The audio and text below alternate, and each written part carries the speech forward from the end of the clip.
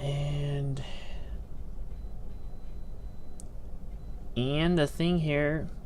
Alright, the thing here says I'm live, so I think we should be good to go.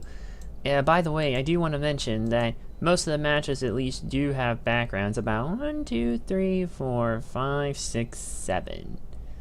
7 out of 12. You know what? Not bad. Not bad. Yeah, I think having the NJPW side helped, but the only things are like the pre-show matches and possibly a couple other things maybe on here. It's fine. It's best. But we'll see. We'll see what happens. Alright, people, let's go. Yes, we're amending this, but, you know, running this through here, but we'll, you know. Alright, this is it. It's finally here, or it will be tomorrow. New Japan and AEW crossing over together on one giant-ass pay-per-view at last. You knew this was eventually going to happen one way or another. I always knew from the moment that it was going to happen, and now, here we are. Here we friggin' are. I hope you're ready for this, because, this is, oh my goodness.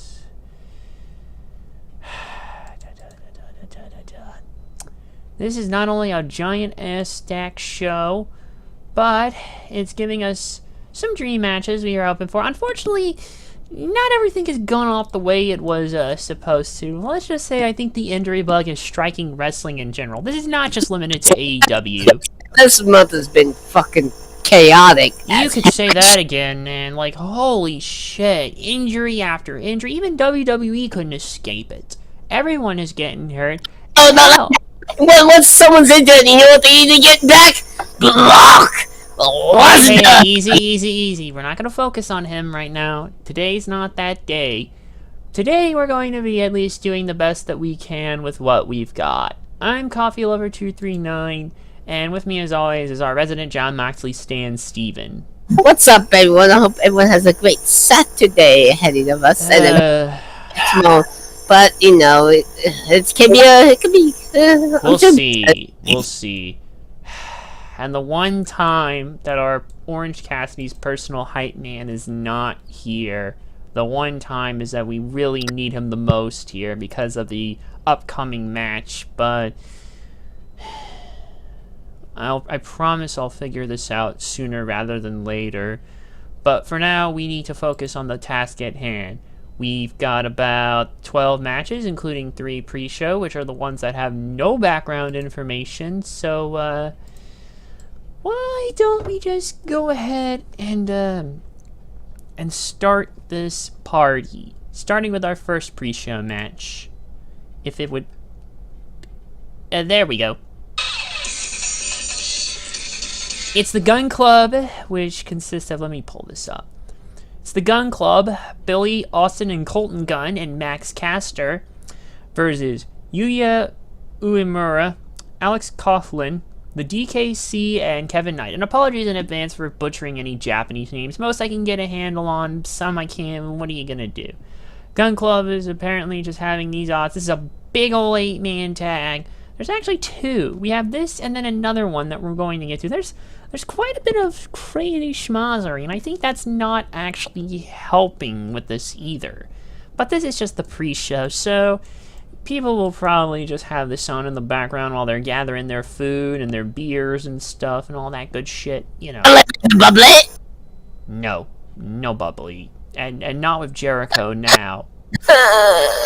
Stop it. You know I can't do that in good faith after... Never mind. Anyway, Steven, who you got for this one? I got The Acclaim has arrived. No, it's just Max Caster and the Gun Club. Okay, the ass boys, or whatever you want to call them. It's the Gun Club. Gun Club and Max Caster. Okay, the ass boys and Max Caster, then. That's Gun Club, It's why okay, yeah, so you're going with that, and I'm gonna go with that as well, because I really don't have anything else to add to this match. Next...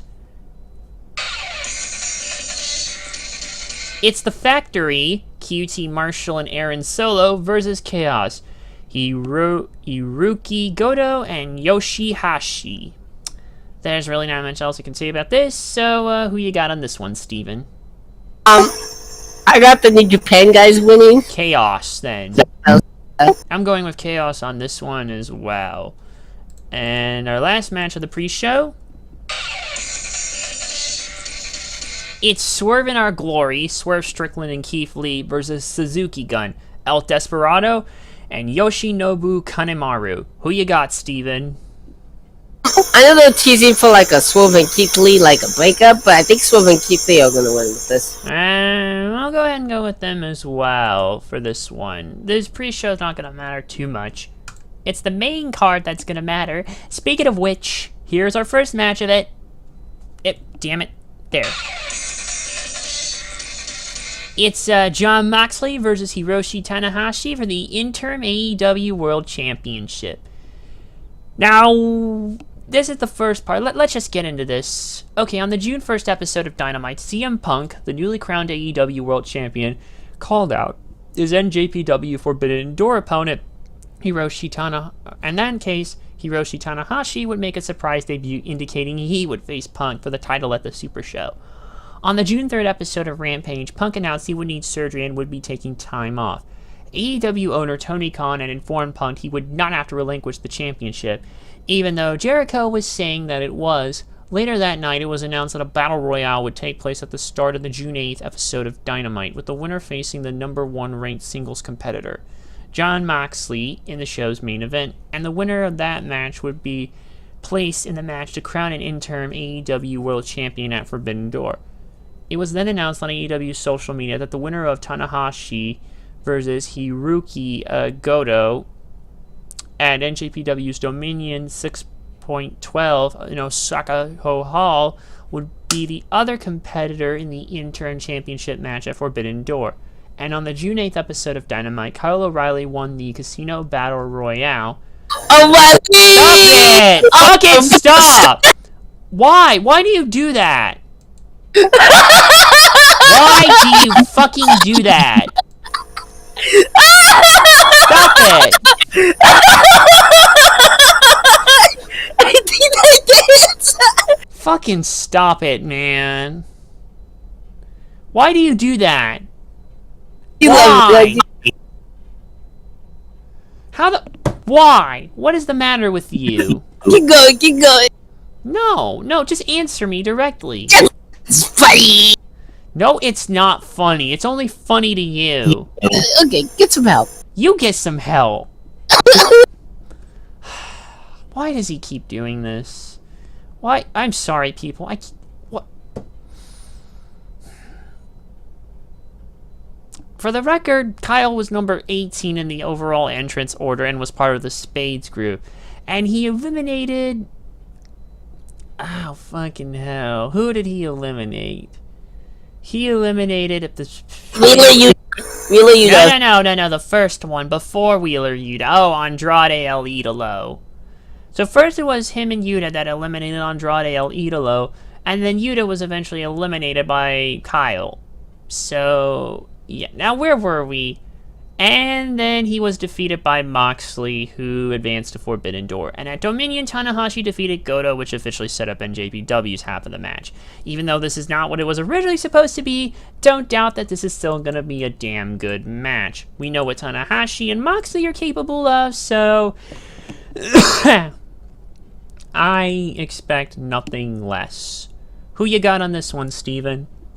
No, I don't know if I'm still gonna get Tanahashi vs. Punk, if they're gonna put him on the belt, but I don't mind seeing Moxley as a two-time AEW World Champion. He's on the roll. Moxley hasn't really lost that much in AEW. They're protecting Moxley, so I'm gonna go with Moxley. I'll agree with you there, because we don't know how long they're gonna still keep having Tanahashi, or for that matter, any NJPW stuff crossing over after this pay-per-view. Quite frankly, it seems like there's been a lot of a downturn on things, basically, with people. It doesn't help the fact that, well, NJPW's momentum was kind of hit when the Elite left to, well, do this AEW, well, be a part of AEW. I'm excited for this next match. Hold on. We'll get to it in a moment, but I need to address this. So yeah, even though basically, like I said, we don't know the crossover. I'm going to go with Moxley on this one as well, because we don't know how long there's going to be any more crossover. And unfortunately, it seems like even then that seems a little bit down, because people are so eager to just not want to do the homework or whatever, or just even the basic research. And then it's a whole slippery slope, because there really hasn't been much background provided with a lot of the people here in NJPW. I mean, most of the big names like Tanahashi and some of the guys in two of the guys in the next match are, but unfortunately not everyone has. And then it's like, if you have to do one promo just to say who they are, you have to do all of them, and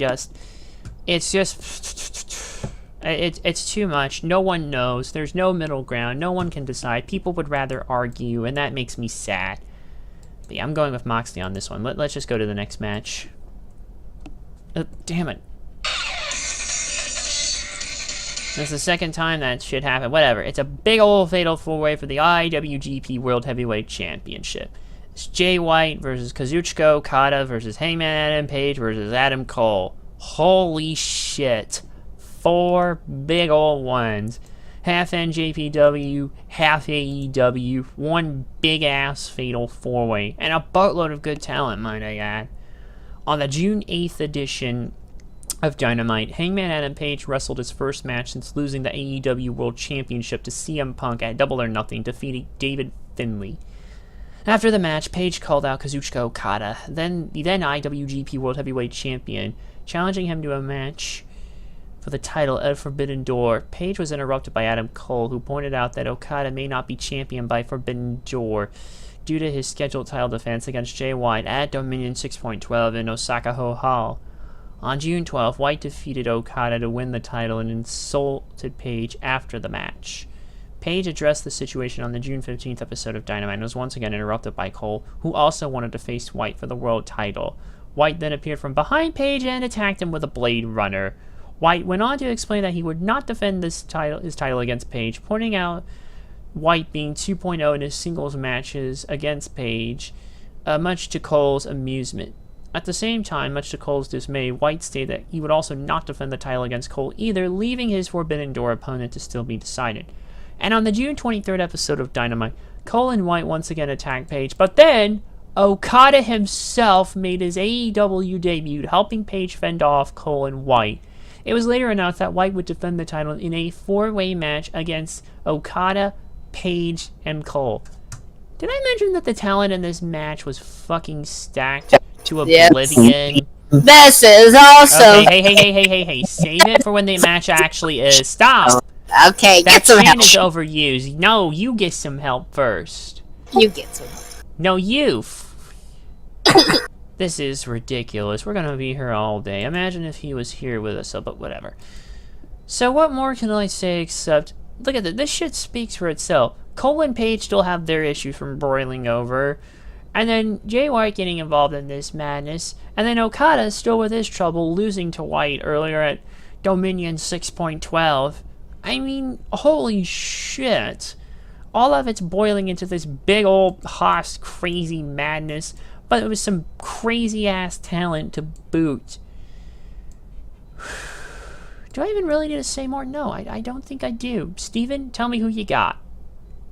Wow, who's going to take the pinfall in this match, really? That's tough. Yeah, good question. I'm worried who's going to take the pinfall, because I don't think Cole can take another pinfall. Heyman just lost his title. Actually, yeah, maybe Heyman. So, okay, Jay White's going to retain, I think. Jay White, I got to go with Jay White. Probably Jay White's more than likely going to retain as well. Yeah, I'm going to probably just agree with you. I don't really see, like, if the crossover doesn't go very far, then it probably still will be Jay White. No chance for Page or Cole. And Okada will just have to wait another day. So let's just... Next. This is you can say this is also a Fatal 4-Way pay-per-view. No, it is not a Fatal 4-Way pay-per-view because it's not all Fatal 4-Ways. But this next match is... Yes, that is... It's Pac versus Miro versus Malachi Black versus Clark Connors for the inaugural AEW All Atlantic Championship. Also on the June 8th episode of Dynamite, AEW unveiled a brand new men's singles championship, the AEW All Atlantic Championship, to be a secondary championship of the promotion and to represent the AEW fans watching around the world in over 130 countries. It was announced that the 4 wrestlers determined through qualifying matches would battle in a fatal 4-way match at Forbidden Door to be crowned the inaugural champion. Pac defeated Buddy Matthews that same night to qualify. On the June 15th episode of Dynamite, Miro defeated Ethan Page to become the second qualifier, and Tomohiro Ishii defeated Clark Connors on June 21st at New Japan Road to qualify. Malachi Black was the last qualifier, defeating Penta Oscuro on the June 22nd episode of Dynamite. On June 23rd, Ishii was replaced by Connors following an injury. Yeah. An injury bug again. We got an injury bug. Get some help! Get some help! Why are we still... Okay. Get some help. You get some help. Look at this. You can't even let me just say my piece normally here. Fucking hell, you're too hyped up. Damn, this pay-per-view is gonna be insane! Okay. Off the hook! Okay. It's gonna be wild! Yes! Calm down. Please. Fine, okay. Now, yeah, unfortunately, Ishii had to back out because he was not medically cleared, so look at this. I mean, we still got some good talent. I mean, you have Clark Connors still looking like Hangman Page's doppelganger. But otherwise, you've got pretty good stacked otherwise. Pac finally has got something going on. Did they actually look like? I haven't seen it before. Someone actually made a comparison, actually. I probably not the only notice, but look at it yourself, actually. They kind of don't look too far off. But yeah, Pac is finally back in the mix of things. Miro's also is as well. And then, yeah, it would have been Ishii, but no, now it's Clark Connors. But you know what? It should still be good. He's probably one of the only people I haven't seen much of from the NJPW side of things, but he should be fine. The other 3, we know what they can do. Jeez, this is actually kind of tough. I don't know. This could literally go to anyone. Who do you got, Steven? I got the Miro. Do we really? I'm fine with either Malachi or Miro. I was thinking Malachi also. I could go with either Pac, Miro, or Malachi. Just any one of those 3. Because like I said, we don't know the situation with future NJPW crossover. They're just going to go back to the usual stuff on week-to-week stings. So we'll see what happens. But as for now, you know what, I'll go with Miro for now, because they just seem to want to give him the stuff. And the dude has been away with injury and filming things, and yeah. And uh-oh, it's our first match without any background. Oh no, and this thing is... oh, damn it. It's the Sex Gods, Chris Jericho and Sammy Guevara with Minoru Suzuki versus Eddie Kingston, Wheeler Yuta, and Shota Umino. Sammy Guevara is back with Chris Jericho now. And Suzuki's the toughest, one of the toughest sons of bitches in NJPW. And Jericho still has beef with Kingston. Yuta's tagging along for whatever, and Umino's just there. Yeah, I know we probably wanted to have at least Jericho on the Jericho, Kingston, and all on Guevara and on the card. Probably yeah, but jeez, they could have done it a better way. You forgot to say the winning team receives the main advantage for Blood and Guts. Oh, what? It says it right here. The winning team receives the main advantage for Blood and Guts. I'm not seeing that on this picture. On the Wikipedia, it says it. What? Wait, oh, there it is. Whoops.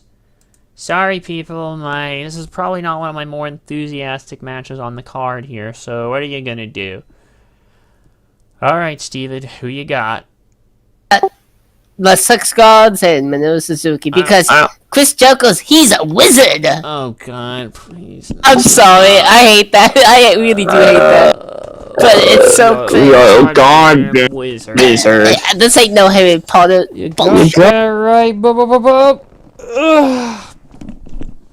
I'll go with honestly, the heels usually get the advantage in those types of matches, so we'll give it to Jericho, Guevara, and Suzuki. It's weird, this placement, by the way. You think you'd have both Jericho, then Guevara, then Suzuki, but I digress. And this is the match where I missed Edie's presence. And it's Will Ospreay versus Orange freaking Cassidy for the IWGP United States Heavyweight Championship. Since the announcement of Forbidden Door, Zack Sabre Jr. has... Oh, wait, that's the wrong match. That's the wrong match. Sorry, people. Oh, wait, there was the background for the Sex Gods there versus that. Oh, what? Where's the... I'm sorry, I completely missed that background. Let's back up for just one little moment here. Let's just back up for just a little moment. I'm sorry, I missed the details. Again, shows you my enthusiasm. But let's back up and do the background for this one. Following the defeat in the Anarchy in the Arena match at Double or Nothing, Eddie Kingston, along with Santana and Ortiz, continued to feud with Jericho Appreciation Society. On June 1st edition of Dynamite, Blackpool Combat Club's manager William Regal and Kingston issued a challenge to the JAS to fight the trio and the BCC in a blood and guts match, which Jericho declined. Ortiz then jumped Jericho from behind and cut a lock of Jericho's hair off, which led to Jericho accepting the match while challenging Ortiz to a hair-v-hair match. On the June 15th edition of Dynamite Road Rager, Jericho defeated Ortiz in the match after seemingly receiving outside help from Fuego del Sol, only for it to be revealed as Sammy Guevara under the mask, who would later be revealed to have joined the JAS along with his fiancée, Tay Conti, turning both heels. Later in the night, Jericho interrupted the face-to-face confrontation between Maxley and Tanahashi. Both men were immensely attacked by Suzuki Gun members Lance Archer and El Desperado, despite additional help from Wheeler Yuta. Jericho, now seeing Sammy, would team up with their leader Minoru Suzuki to face Kingston, Yuta, and NJPW wrestler Shota Umino in a 6-man tag team match. Everybody got that? Okay, now let's go back to where we were previously. Will Ospreay and Orange Cassidy. Oh, shit. I'm afraid this may be another one that has no background. Nope. Nope. That's not it. That's not it. And that's not it. Oh, god damn it. Of all the matches to not have background, and the one time, I'm not even gonna try and do his shtick, but we know what Will Ospreay can do. We know what Orange Cassidy can do. Will Ospreay is gonna actually drive Orange Cassidy to use more than X% amount of his power. And yeah, I don't even think I need to say much more than that, actually. So tell me who you think's gonna win, Steven. I got my Ospreay. I think he's winning. Most likely. Yeah, Ospreay. Well, this NJPW title, I don't see much of those changing hands at the show. Oh, now this one, though, we've got a crazy fucking free-for-all here. It is FTR, Dax Harwood and Cash Wheeler, representing Ring of Honor, versus United Empire, Great O'Khan and Jeff Cobb, IWGP, versus Roppongi Vice, Trent Beretta, and Rocky Romero in a 3-way winner-take-all tag team match for the Ring of Honor World Tag Team Championship and the IWGP Tag Team Championship. And there is background on this one, I see it. Okay, I was just about to get to that. Now. And there was background for the Orange Cassidy match, I see it. What? Where? Under the FTR match, it's on the same page. No, look. No, wait. No, wait. That's not it here. What the fuck? Shit. I am not on my game today. What is the matter with me? I'm not on my game today. Son of a bitch. Well, look, these tie into one another, so let's just run through it all together, and I will just flop back and forth between the two when necessary. So on the May 25th episode of Dynamite, United Empire's Great O'Khan and Jeff Cobb interrupted a match for the ROH World Tag Team Championships between FTR and Roppongi Vice, attacking both teams. The following week, the faction leader, Will Ospreay, made a surprise debut where, along with other United Empire stablemates Aaron Henare, or Henry or whatever, and R, and Kyle Fletcher and Mark Davis of Aussie Open, they attacked Trent Beretta and FTR. On the June 10th episode of Rampage, Beretta and FTR picked up a victory against Ospreay, Davis, and Fletcher. Ospreay competed in his first AEW singles match at Road Rager on June 15th, where he defeated Dax Harwood. Great fucking match. Great fucking match if anyone has not seen that yet. After the match, Ospreay and United Empire, including new IWGP Tag Team Champions Okan and Cobb, attacked FTR and Roppongi Vice once more, only to be interrupted by Orange Cassidy. Thank you. Only to be interrupted by Orange Cassidy, who stared down Ospreay. Soon after, a singles match between both men was scheduled for Forbidden Door for Ospreay's IWGP United States Heavyweight Championship. And a few days later, a winner-takes-all three-way tag team match between FTR, Roppongi Vice, and Okan and Cobb for the ROH World and IWGP Tag Team Championships was announced for the show as well. Whew. That was a long one to go through. Well, it's kind of two birds with one matches. Like, why sneak it in there? I don't know. It's like, I guess they're kind of sort of intertwined. Now we can get back to this. Ugh. Okay, look. It's ROH and IWGP. It's not AEW because the Bucks are holding the belts now, so we're going to see what happens there. This is the only one where things could go any way at this point. So, who you got, Steven? I think FTR are gonna win. I think they can't lose the ROH titles. They can't. They're literally on a winning streak. Well, But they could be the best I tag guess team. the ROH side of things will still have IW crossover. I don't think United Empire is gonna win because IWGP would have won it. Right, but then you have Roppongi Vice though, where it could still. I don't really care for them. Yeah, really. I'll just go with FTR on this one. They're on a roll in ROH as of late. They have and AEW, so FTR. God, one more so ROH now, Yeah. but yeah. It would be like the new belt collective, basically. Yeah, it would Because they have be AAA belts too, but they're not on the line. But yeah. Yeah. Anyways, let's just go to the next match. Oh, hey, we have time for a women's match. It's Thunder Rosa versus Toni Storm for the AEW Women's World Championship. On the June 8th edition of Dynamite, Thunder Rosa successfully defended the AEW Women's World Championship against Marina Shafir, only for Shafir to attack her after the match. Toni Storm rushed to the ring to successfully stop Shafir's assault. Storm then picked up the championship belt, admired it, and handed it back to Rosa to indicate a possible future match against the two. After the match, it was made official for Forbidden Door. I don't know, Thunder Rosa's reign, I haven't really been feeling it as of late, to be honest. I feel like the women's division is still stuck moving in circles, and there needs to be some other driving force to help. If things go how I think they go in Titan Tower, that might change, but right now, we don't know a damn thing, so, all I can do is just sit here and think about what's the possible thing to do. Steven? Who you got? Who you gonna select? I got Thunder Rosa. I love Toni Storm, but why did you give her the title pick? At least it's not Britt Baker, but Thunder Rosa. Again. I don't know. I don't know. This is kind of tough. Thunder Rosa's reign is finally tying Nyla Rose.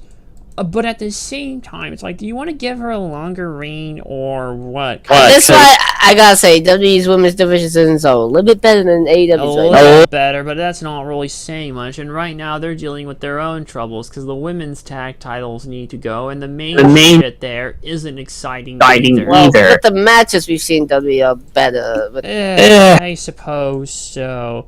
But honestly, that's the it's more than just matches. You also need the story. And the stories haven't been good, either here or over there. You know what, we haven't had a break at all, I think, this show, so, I'm actually gonna go opposite and say Toni Storm. Because right now, I don't see many titles changing hands on this show. We might as well make it this one, at least. Plus, You know what? Fuck it. Let's just go. I'm gonna go crazy and go with Toni Storm on this one. Really? Oh, wow. I just don't. This match isn't gonna matter much in the long run anyway, so why not? Why not? Next up, it's the Bullet Club, El Phantasmo and Hikuleo, and the Young Bucks, Matt and Nick Jackson, versus Dudes with Attitudes, Darby Allin, Sting, Shingo Takagi, and Hiromu Takahashi. 8-man tag. Is there? I think that's sadly maybe one of the last matches. Oh, it's not the last match with background, but I'm afraid there's really not much here. Talk about another pure schmod. It's like we were trying to jam everyone on this card. I hope they just don't go overboard with this shit. Yeah, I don't have anything to add, really. Who you got, man? Got the Young Bucks. And for the Bullet Club. Bullet Club. Yeah.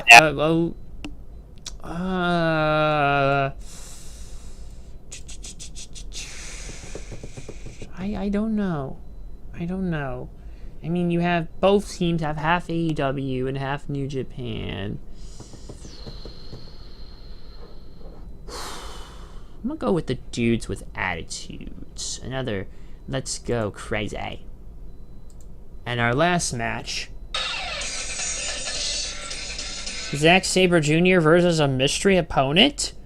Well, yeah, originally... Well, let's just get into this and explain what happened. Since the announcement of Forbidden Door, Zack Sabre Jr. has continuously called out the American Dragon in post-match interviews, challenging Bryan Danielson to find out who the best technical wrestler was. However, following defeat in Anarchy in the Arena match at Double or Nothing, it was speculated that Danielson had suffered an injury. This was confirmed by Danielson on the June 22nd episode of Dynamite. Yet acknowledged Sabre Jr.'s challenge, revealing that he had organized a replacement as the one person he trusted to take his place at the pay-per-view and the subsequent AEW Blood and Guts special episode of Dynamite. Now, the main rumor about who the replacement is going to be is that it's going to be none other than the former Cesaro, Claudio Castagnoli. And when you think about it, that kind of makes a bit of sense given how Bryan pushed for Cesaro when they were in WWE and Bryan was helping out with some creative stuff as well. I think that probably could actually make a bit of sense here. Some people have also speculated Johnny Gargano, but I don't know. Because also in the Blood and Guts match, and I think it would be rumored that this person, this mystery person that Zack Sabre Jr. is going to face, would become a part of the Blackpool Combat Club.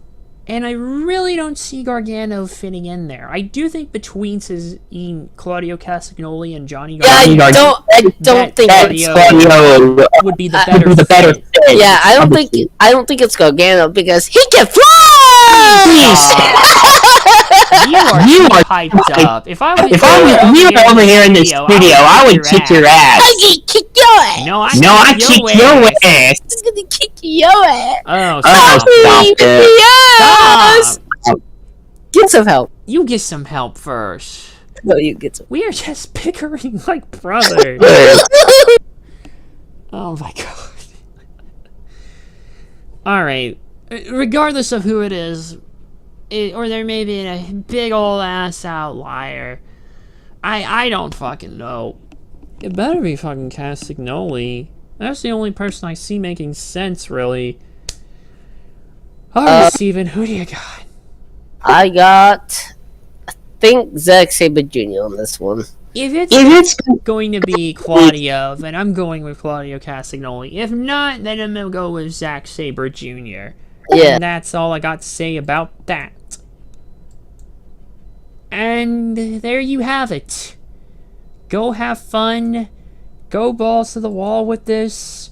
I know things are a little out of whack right now because of this stupid injury thing. It's going everywhere around wrestling. Unless you're one of the smaller promotions like Impact or MLW, you might be safe. But jeez, man.